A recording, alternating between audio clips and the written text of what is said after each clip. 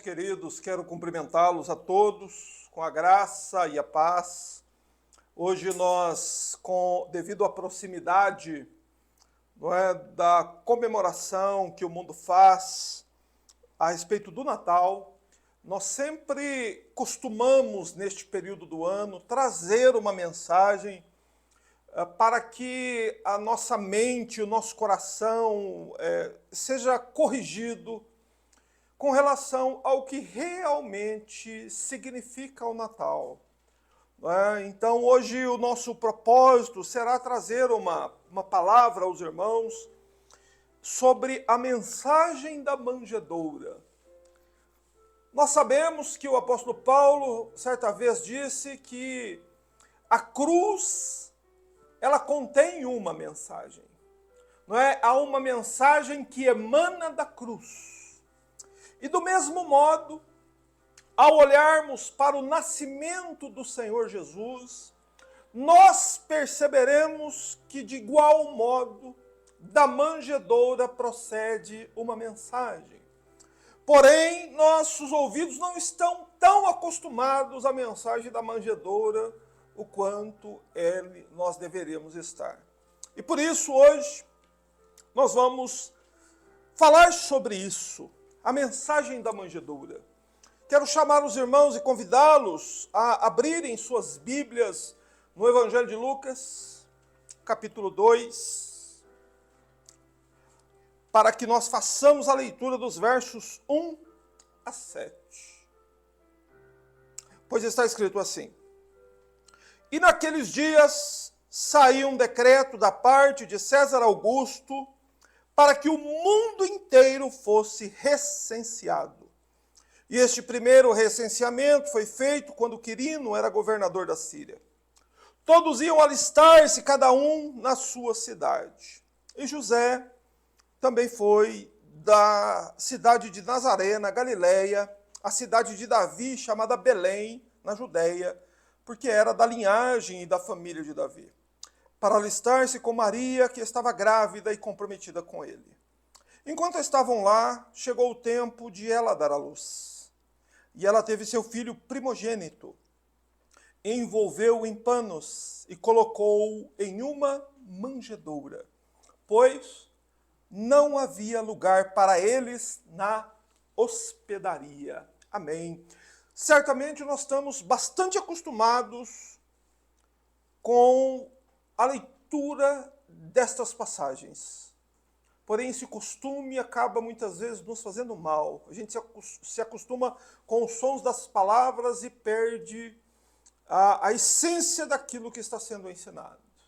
Por isso, vamos fechar nossos olhos, vamos reclinar nossas cabeças, mantenham as Bíblias abertas, vamos pedir a Deus sua bênção, sua graça, para que nós tenhamos ouvidos atentos para ouvir a mensagem que procede da manjedoura.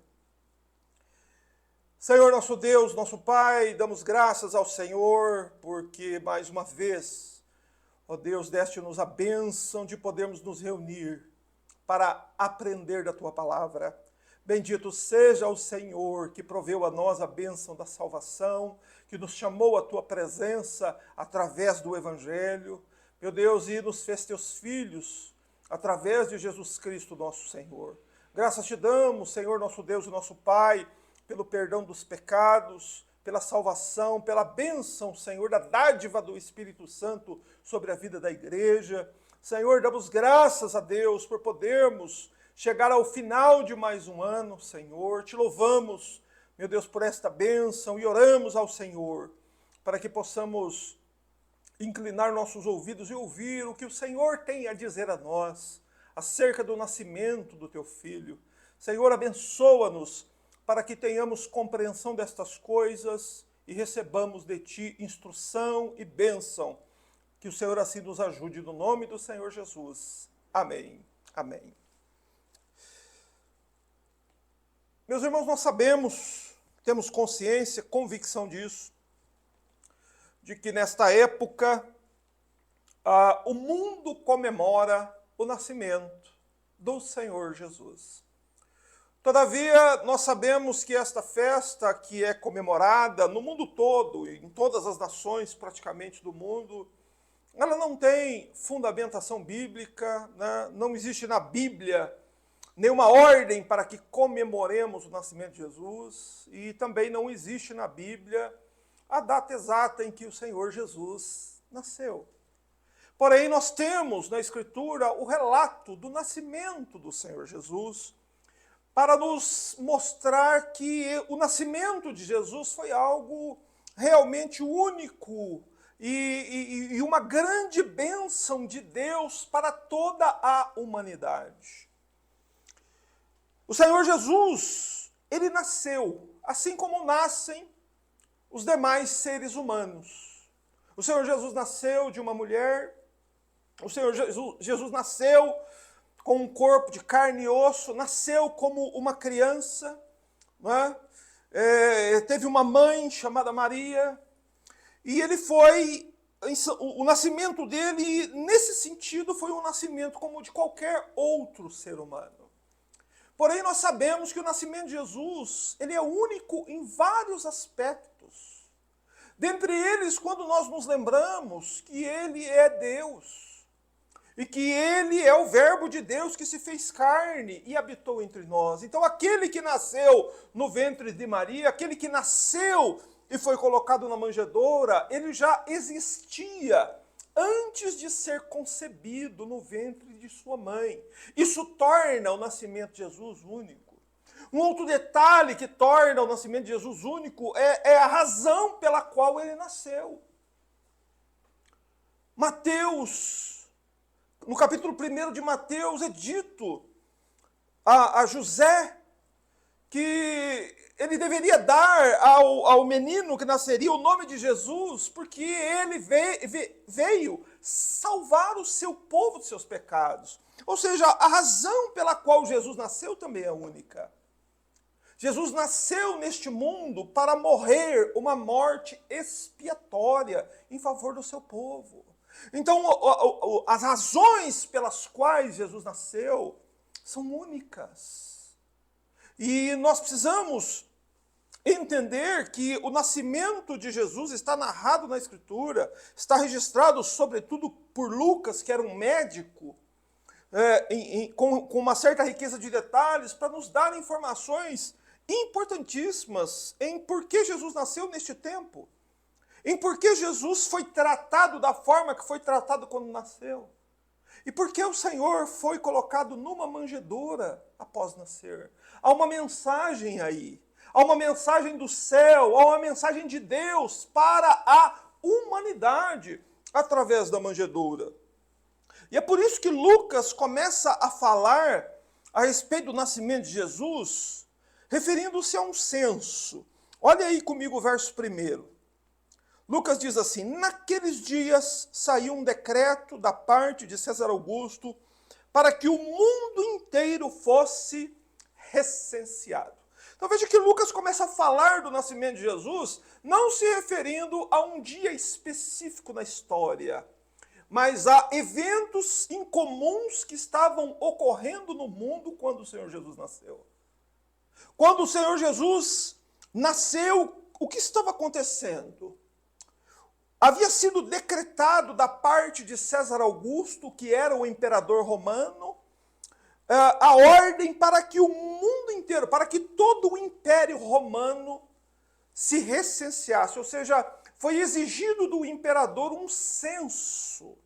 E Lucas registra este fato como uma referência apontando para nós em que época, mais ou menos, na história que Jesus nasceu. Quando César Augusto foi imperador romano, foi do período de 27 a.C. até 14 depois de Cristo. Então, nestes dias aos quais Lucas se refere, há um espaço de tempo de mais ou menos 41 anos.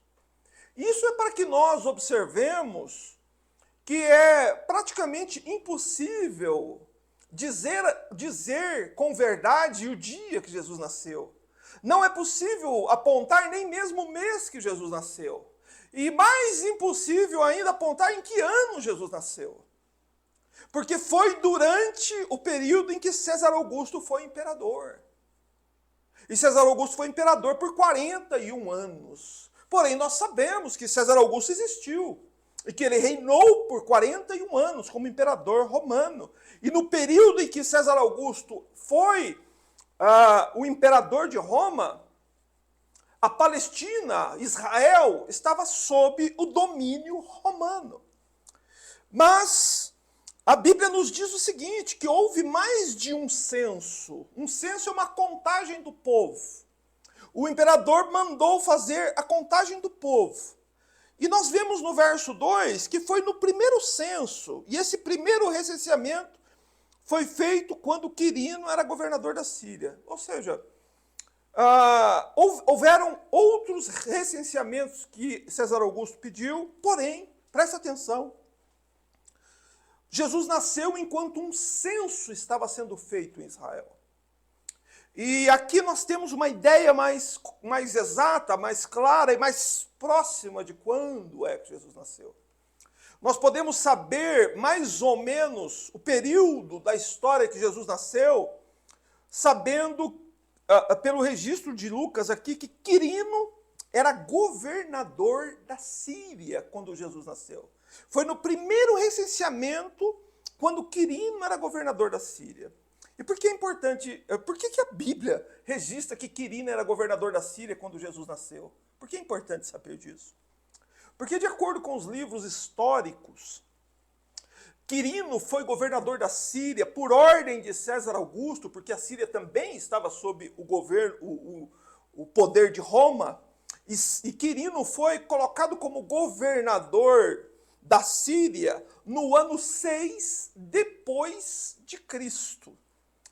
Isso de acordo com o nosso calendário atual. Né? Nós vivemos num calendário atual, nós estamos em 2024, porém, nesses 2000 anos, desde que a história bíblica é relatada no Novo Testamento, já houveram várias mudanças no calendário.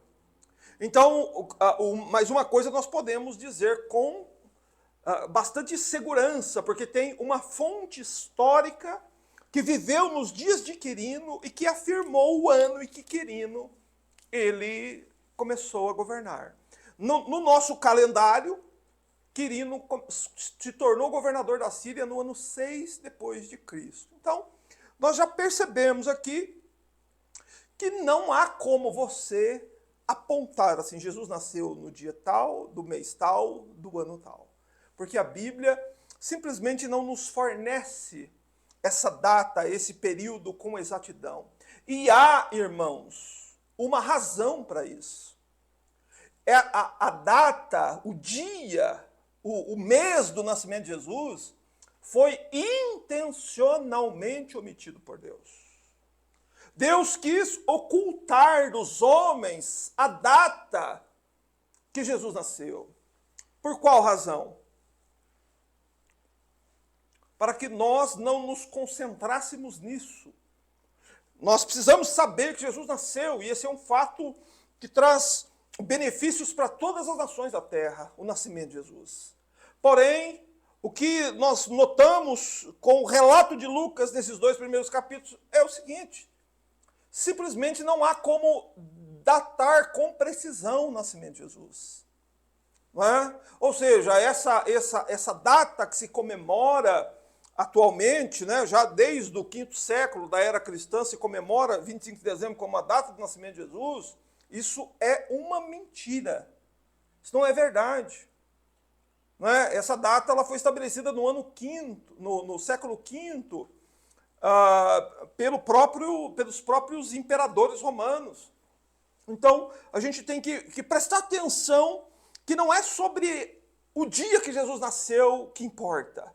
O que importa é que ele nasceu, e o que importa é que da manjedoura, onde ele foi colocado quando nasceu, procede uma mensagem para nós. O verso 3, ao olharmos, nós vemos que, a partir da ordem de César Augusto para todos os habitantes do Império Romano, todos foram então alistar-se, cada um na sua cidade. Não é? Então, a ordem do imperador era a seguinte: você morava em tal cidade, você era nascido numa determinada região, e você havia se mudado, você deveria voltar lá na região que você nasceu e se recensear lá. E se apresentar lá para que as pessoas soubessem quem é o seu nome, qual o tamanho da sua família, qual a sua renda, o que é que você faz. O objetivo do censo era esse. Então, o que estava acontecendo era que as pessoas estavam se deslocando. Houve um grande deslocamento de pessoas em virtude do censo ordenado pelo imperador. E o censo, ele não era facultativo. Ele era obrigatório.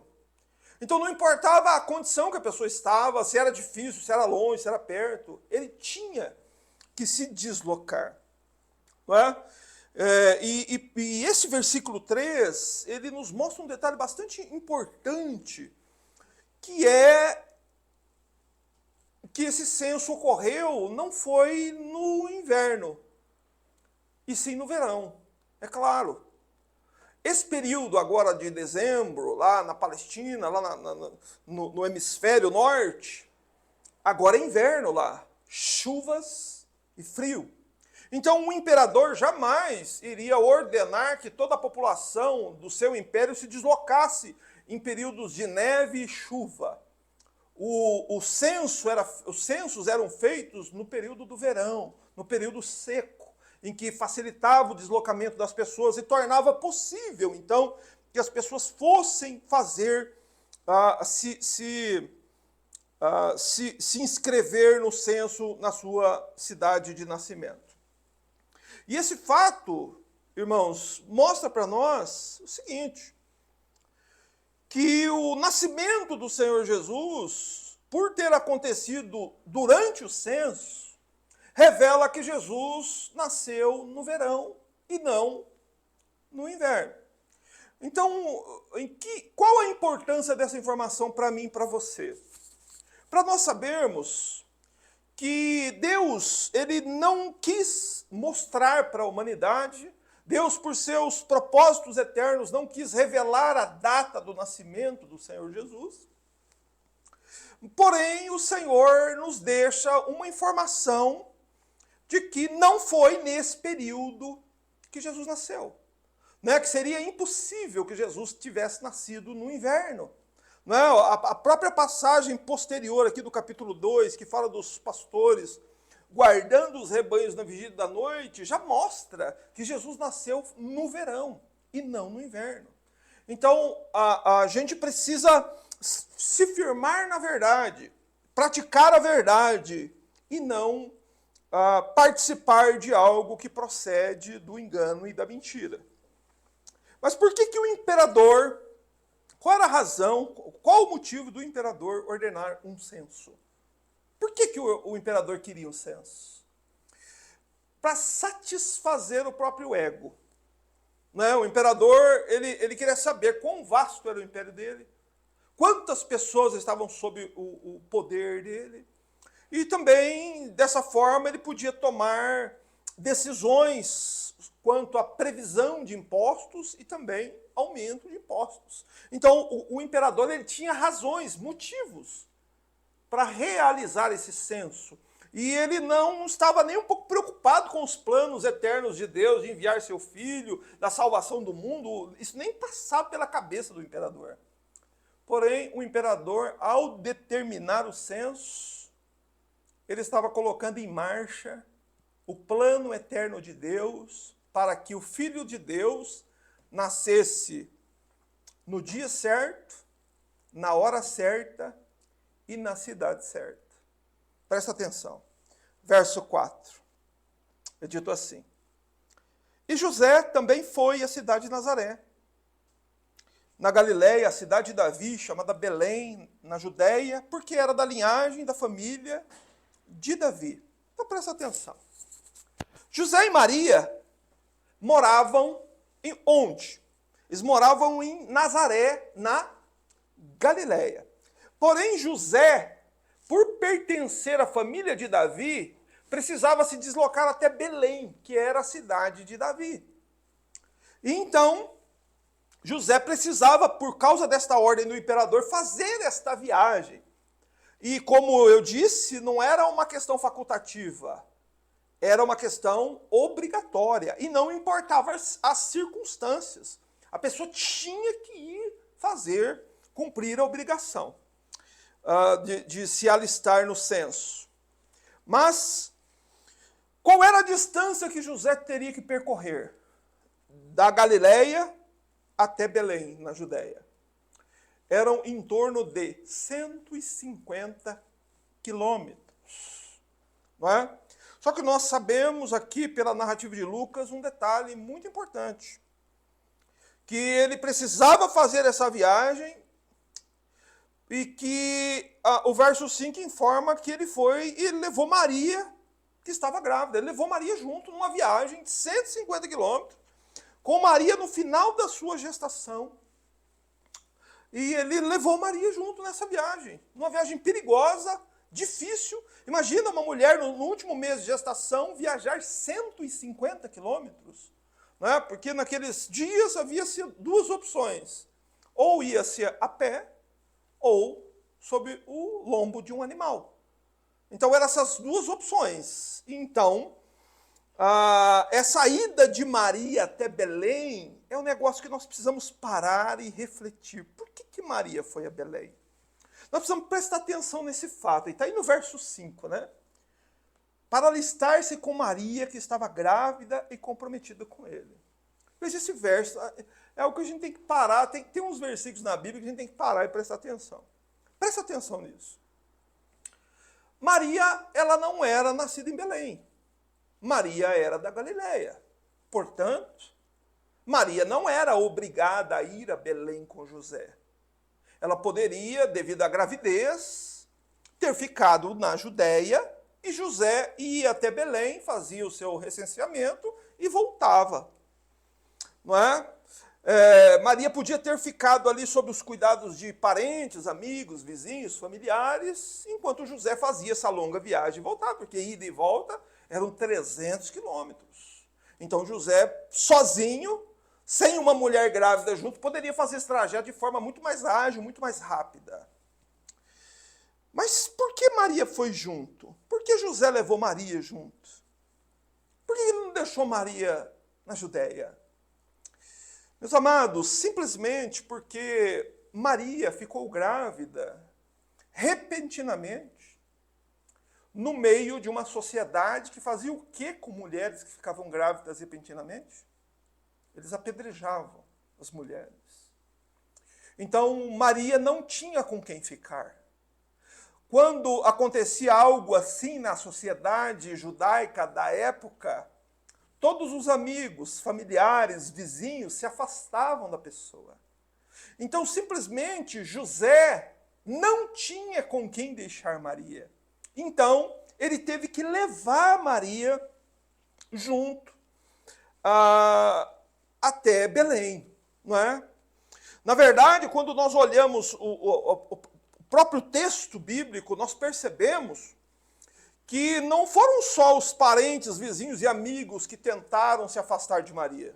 O próprio José planejou abandonar Maria. Mas se você quiser comprovar isso, deixa aberto Lucas capítulo 2 aqui, vai lá no primeiro capítulo de Mateus. Mateus capítulo 1, versos 18 a 20. Quando o anjo fala com José. Veja o que o anjo diz a José. Aqui um anjo vai a José e anuncia o nascimento de Jesus. Mateus capítulo 1, verso 18. Presta atenção, vai me acompanhando aí, por favor. Está escrito: o nascimento de Jesus Cristo foi assim. Maria, sua mãe, estava comprometida a casar-se com José, mas antes de se unirem, ela se achou grávida pelo Espírito Santo. José, seu marido, era um homem justo e não queria expô-la à desgraça pública.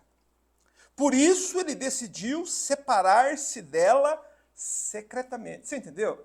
Presta atenção. Quando uma mulher ficava grávida, assim, de um modo inexplicável, todo mundo se afastava da mulher. O próprio José, que já estava comprometido em casamento com ela, planejou deixá-la também. Então Maria ficaria sozinha, sem ninguém, durante este período. Porém,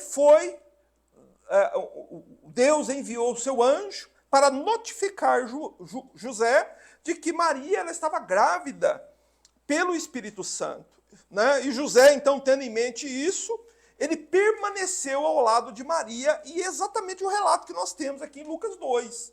Nós temos José indo juntamente com Maria para a cidade de Davi, para se recensear. E essa foi a razão pela qual José levou Maria junto com ele.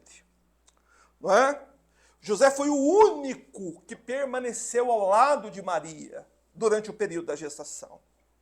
Mas nós sabemos que havia a ordem do imperador, José precisava ir a Belém, Maria não podia ficar sozinha, e então o que aconteceu? Eles não tiveram escolha, eles não tinham uma segunda opção. Qual era a opção que eles tinham? Maria tinha que ir junto. Ok? Então, José e Maria vão 150 quilômetros, diz aí o verso 5, para alistar-se com Maria, que estava grávida e comprometida com ele. Eles fizeram a jornada de 150 quilômetros com Maria, grávida já de 9 meses. Mas aqui eu quero parar um instante para nós notarmos a providência de Deus.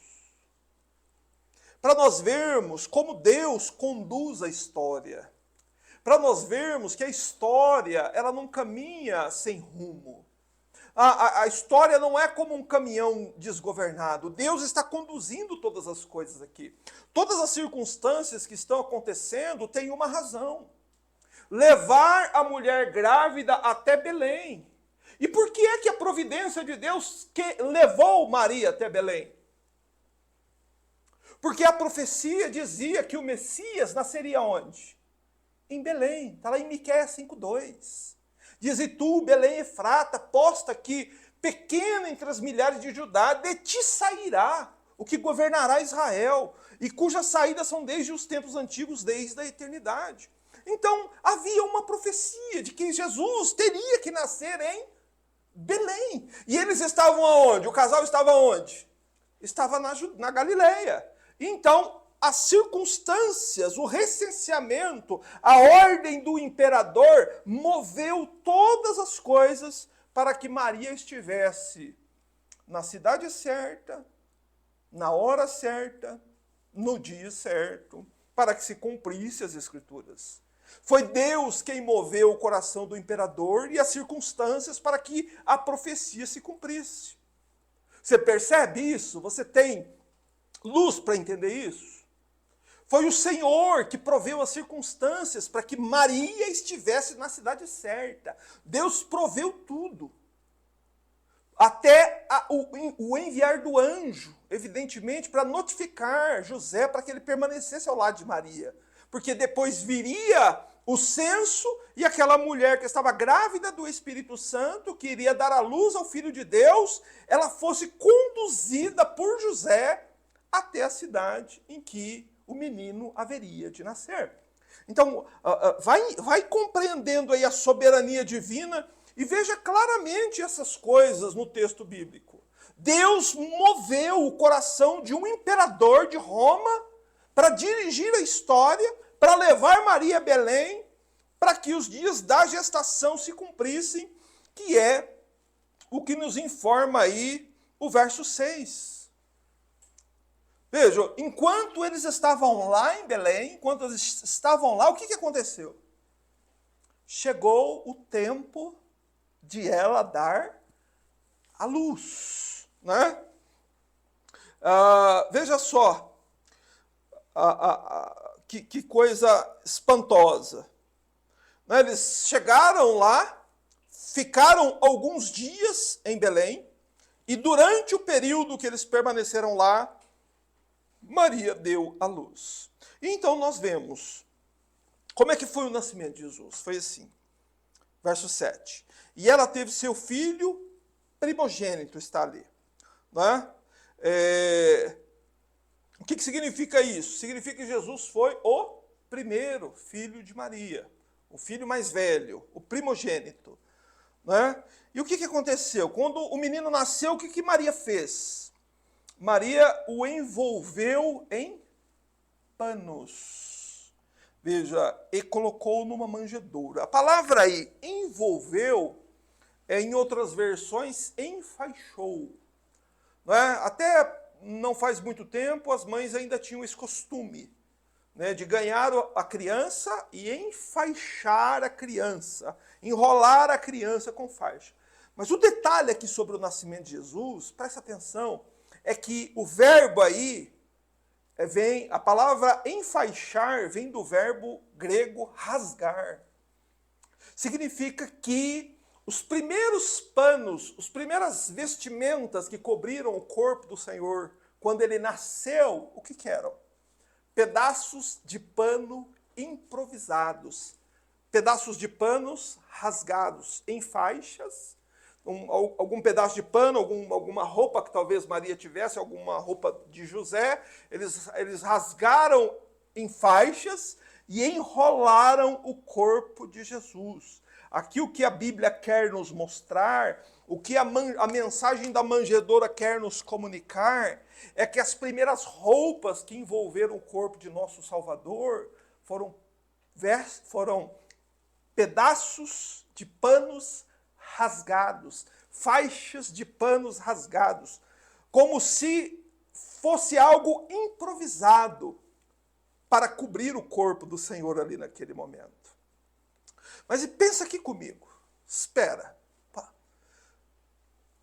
A Bíblia continha centenas de profecias, contém centenas de profecias que anunciavam o nascimento do rei de Israel. Haviam profecias que diziam que o rei de Israel nasceria em Belém. Mas nós notamos que quando ele nasce, não há nada preparado para ele. Tudo foi muito improvisado quando Jesus nasceu. Ele teve o seu corpo envolvido em pedaços de panos rasgados. E depois, o que aconteceu? Ele foi deitado numa manjedoura. Colocou em uma manjedoura. Em outras versões diz, deitou em uma manjedoura. O que quer dizer? Por que Lucas registra isso? Quer dizer o seguinte. Assim como não havia roupas à espera dele, também não havia nenhuma casa e nenhum berço à espera dele. Não é? Ainda que a Bíblia tanto anunciasse a vinda do Filho de Deus, a vinda do Messias, centenas de vezes, qual é a questão aqui? Ninguém havia feito qualquer provisão para o nascimento do Salvador. Ninguém havia preparado nada para o nascimento do Senhor Jesus. Veja, entenda uma coisa, é como se pela providência de Deus, nenhuma provisão tivesse sido feita para Jesus. Por isso, quando ele nasce, o que ele tem, o que ele recebe? Panos rasgados, e ele é deitado numa manjedoura. Não é? Mas o que é uma manjedoura? Às vezes, e sobretudo agora, nesses períodos de final de ano, as pessoas pensam que a manjedoura é aquele comedouro do animal. Sabe o que é um comedouro de animal? Pois é, mas não é isso que a Bíblia está dizendo. Jesus não foi colocado assim num lugar, num comedouro de animal limpinho, forrado com palha, tudo limpinho. Não é essa a mensagem que o Evangelho está nos transmitindo. O que é uma manjedoura, para começar? Irmão, manjedoura é um curral. Uma manjedoura é um estábulo, onde se colocam bois e jumentos presos durante a noite. Você quer ter uma ideia de onde é a manjedoura? Abre aí Lucas 13. O próprio Senhor Jesus nos explica o que é a manjedoura. Lucas 13, 15. No mesmo evangelho, o próprio Senhor Jesus diz o que é uma manjedoura. Lucas 13, 15 está escrito assim. O Senhor, porém, lhe respondeu: hipócritas, no sábado, cada um de vós não desprende da estrebaria o seu boi ou jumento para levá-lo para beber? Então, o Senhor Jesus aqui nos diz o que é uma manjedoura. Esta palavra é a mesma usada lá no nascimento de Jesus. Aqui é traduzida como estrebaria. Mas manjedoura, curral, estábulo e estrebaria é a mesma coisa. É um lugar onde os animais ficam presos durante a noite, né? E eles são soltos pela manhã para sair para comer. Mas imagina como esse lugar fica sujo durante a noite. Um lugar cheio de animais presos durante a noite. Esse foi o lugar que Jesus foi colocado logo depois que ele nasceu. E veja aí a razão, o motivo. Está aí no finalzinho do verso 7. Está assim. A razão. Por que Jesus foi posto na manjedoura? Porque o Filho de Deus, logo ao nascer, foi colocado na manjedoura. É dito aí. Pois, ou porque não havia lugar para eles na hospedaria. Então, é nos dado a razão, é nos dado o motivo. Por que ele foi posto numa manjedoura? Foi posto na manjedoura por quê? Porque não havia lugar para eles na hospedaria da cidade de Belém. Não é? E qual era a razão de não haver lugar para mais ninguém na hospedaria? Qual era o motivo? O censo. Veja, mais uma vez, havia um censo, havia muita gente viajando, os hotéis estavam lotados. E muitas vezes, até nesses períodos de grande circulação de pessoas, o que acontece com o preço dos hotéis? Sobe o preço dos hotéis. Só que aqui no caso, nós somos informados que não havia lugar para eles na hospedaria. E a razão, obviamente, porque o César Augusto, o imperador, havia decretado um censo. E o hotel, a hospedaria de Belém estava lotada. Mas é aqui que nós devemos parar e pensar. Em primeiro lugar, está aqui a soberania de Deus, a providência de Deus. Ok? Foi Deus que moveu o império todo. Então, eles estavam ali pela providência de Deus, mas os hotéis também estavam lotados pela providência de Deus. Né? Com certeza, nós podemos também olhar sob a ótica humana. Imagine você num hotel, o hotel lotado, mas chega ali um homem com sua mulher para dar à luz, e eles pedem para você: olha, você pode ceder o seu quarto para mim, para minha esposa ganhar o bebê dentro do quarto? Você não cederia? Claro que cederia.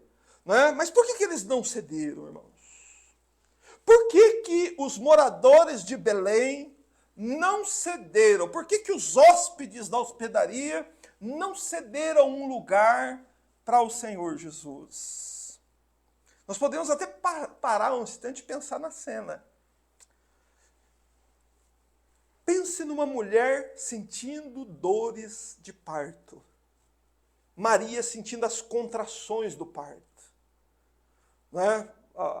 As circunstâncias. E José, desesperado, indo lá na porta, lá e batendo na porta. E dizendo: olha, alguém poderia dar lugar, porque a minha mulher vai ter um filho, e vocês poderiam ceder o lugar a ela. Mas o que acontece? Nem na hospedaria, nem na cidade de Belém, nenhuma casa abriu as portas para que o Senhor Jesus pudesse entrar naquela noite. Nenhuma porta se abre. Sabe qual é a mensagem aqui para nós? Não há lugar disponível para Jesus nascer senão num estábulo. Não há lugar para o Senhor. Esses gestos dos moradores de Belém aqui, no nascimento do Senhor, revelam muito bem a inimizade e o ódio dos homens com relação a Jesus. Você sabe que os homens odeiam o Senhor Jesus? Você lembra que o próprio João, o evangelista, disse que ali estava a luz verdadeira que ilumina todo homem que vê ao mundo? Ou seja, é por meio de Jesus, é pelo poder de Jesus que toda criança nasce. É Ele que ilumina todo homem que vê ao mundo. E que Ele estava no mundo, e o mundo foi feito por Ele, e o mundo não o conheceu. Ele veio para os seus, ele era de Belém, a profecia dizia que era em Belém que ele deveria nascer, mas o que aconteceu? Os seus não o receberam, e o mesmo continua acontecendo até hoje. Você nota que vem uma mensagem daí? Que essa é a mensagem, a mensagem da manjedoura mostra como os pecadores reagem com relação ao Senhor Jesus. Nenhum morador de Belém o recebeu. É como se aquela criança não fosse bem-vinda naquela cidade. Por isso não há lugar para ele na hospedaria nem na casa de ninguém. Apesar dos gritos de Maria, apesar do desespero de José, ninguém abriu as portas. Era como se ninguém quisesse aquela criança dentro da casa dele. E qual é a questão, irmãos? Qual é a mensagem que a manjedoura está nos trazendo? Preste atenção, escuta. O nosso Senhor e Salvador Jesus Cristo, ele já nasceu humilhado. Essa é uma mensagem que está mostrando a humilhação de Cristo. Escuta, preste atenção, olha para mim mais uma vez. O nascimento dele não foi comemorado pelos homens. Tinha alguém comemorando o nascimento de Jesus ali? Não, e é exatamente por isso que Deus oculta a data. Ninguém comemorou o nascimento do Senhor Jesus. Se realmente a data do nascimento de Jesus estivesse escrita na Bíblia, estivesse uma ordem expressa de Deus para que os homens comemorassem, ninguém ia querer comemorar. Jesus já nasceu humilhado. Essa é a mensagem da manjedoura. Jesus veio para ser humilhado, e ele foi humilhado, e ele nasceu humilhado. Ele nasceu sem ter uma roupa preparada para cobrir o seu corpo. Nasceu sem ter um berço para colocar o seu corpo. Ele nasceu sem ter um teto para entrar debaixo. Colocaram ele na manjedoura junto com os animais. Foi assim que o profeta Isaías profetizou que ia acontecer.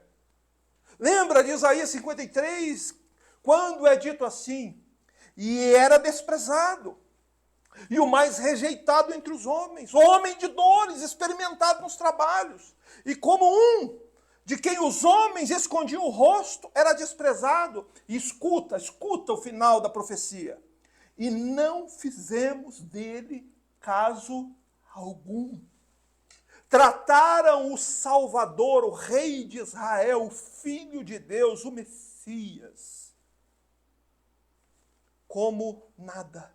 Não fizeram caso dele, nem quando ele era bebê, nem quando ele era adulto. Não fizeram caso dele. Essa é a questão, irmãos. Não havia lugar para o Salvador na hospedaria. Essa hospedaria ela pode muito bem simbolizar aqui o coração de cada um de nós, de cada ser humano. Não é? Tem lugar para tudo e para todos, menos para Jesus. Não, o coração do homem não é assim? Tem lugar para ter amizade com todo mundo, com tudo e todos. Só não tem espaço para ser amigo de Jesus. Para tudo e para todos, menos para Cristo. Meus irmãos, e deixa eu fazer uma pergunta para vocês. Por acaso o tratamento dos homens com relação a Jesus melhorou nesses 2000 anos? Os homens agora se tornaram amigos? Os homens deste mundo se tornaram amigos de Cristo? Evidentemente que não, irmãos. E por que não? E nunca se tornarão. Nunca se tornarão. Haverá sempre uma contenda entre Cristo e os homens deste mundo. Por isso que a Bíblia diz que Deus tem uma contenda com os moradores da terra. Por que não? Jesus disse assim, em João 15:18, escuta o que o Senhor Jesus disse. O Senhor não disse assim, o mundo não gosta de mim. Não foi isso, o mundo tem algum... Não, Jesus disse assim, se o mundo vos odeia, sabei que primeiro do que a vós me odiou a mim. Você sabe o que aquelas portas fechadas naquela noite em Belém significam? O ódio dos homens com relação a Jesus. Jesus vem para salvá-los, mas eles não querem ser salvos. Jesus vem para salvar os seus pecados, mas eles acham que os pecados não são nada, que eles não precisam de um Salvador, por isso que não se sentem em perigo, por isso que quando se fala que Cristo virá julgá-los, eles não têm medo. Essa é a mensagem que vem da manjedoura. O mundo odeia Cristo. Então presta atenção aqui, meu querido. Olha aí que semana que vem o mundo vai comemorar uma festa dizendo que a está fazendo em nome de Cristo. Isso é verdade? Não, essa é a mais descarada mentira, só que, infelizmente, é a mentira que muito crente está engolindo. E isso é para nós vermos o quão decadente está a geração de crentes atuais. Irmãos, a mensagem da manjedoura é para mostrar isso, a inimizade dos homens com relação a Cristo. Ela fica aqui clara, ela fica evidente. Não tem como você negar que os homens não foram hostis com Jesus quando ele nasceu, que os homens não comemoraram o nascimento dele, que na verdade bateram a porta e deixaram trancada, não deixaram ele entrar. A hospedagem se negou a recebê-los. As pessoas taparam os ouvidos aos pedidos de ajuda. As portas da cidade de Belém se fecharam todas para ele. Meus irmãos, e por quê? O Rei dos Reis, ele tinha que nascer sob as circunstâncias mais humilhantes possíveis. Tinha que ser assim. Ele veio a este mundo para se humilhar, para ser humilhado. Ele é posto nessa situação, você vê que ele é colocado nessa situação, até pelo próprio Deus. Você vê que a própria movimentação de pessoas ali estava acontecendo pela providência de Deus. Então esse era o propósito. Jesus, ele veio para ser humilhado. Por isso que não havia lugar para eles.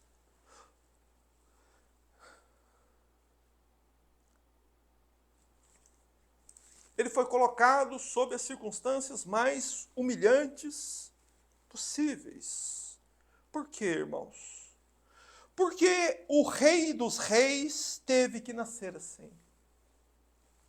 Porque um rei teve que ser submetido a tais circunstâncias, sendo que nenhum outro filho de rei passou por uma situação dessa.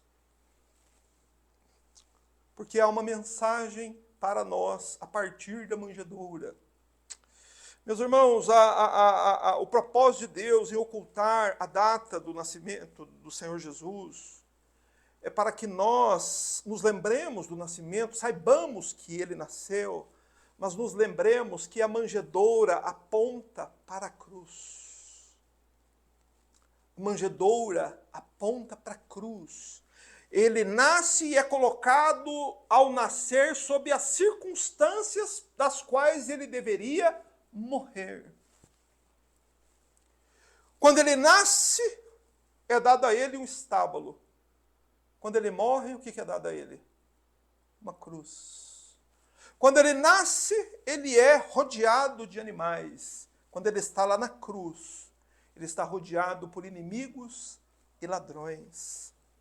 Quando Cristo nasce, os pedaços de panos rasgados cobrem seu corpo. Quando ele morre na cruz, as roupas são arrancadas dele e as roupas dele é que são rasgadas pelos soldados. Você está percebendo? Você está entendendo? Mas né, ele entrou humilhado do mundo, ele sai humilhado do mundo. E uma mensagem que talvez confronte muita gente. Era assim que tinha que ser, irmãos. A questão tinha que ser assim, e por quê? Por quê, minha filha? Por quê? Porque os homens não poderiam prover nada de bom para ele. Como que os maus poderiam prover algo de bom para o Filho de Deus? Jesus é quem veio prover para nós. Ele quem veio, ele desceu aqui para prover para nós o que nós nunca íamos poder prover para ele. Louvado seja Deus.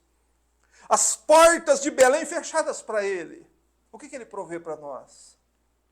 As portas da Jerusalém abertas para nós. Aleluia. O silêncio dos pedidos de ajuda para ele. O que ele trouxe para nós por meio disso?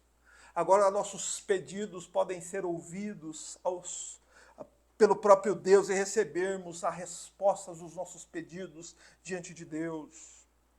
Meus irmãos, para Cristo, um estábulo e uma cruz. Para o crente, uma pousada eterna, celestial, pura e santa. Moradas dignas na cidade santa, uma cidade de ouro puro. Você entende? Que há uma mensagem aqui.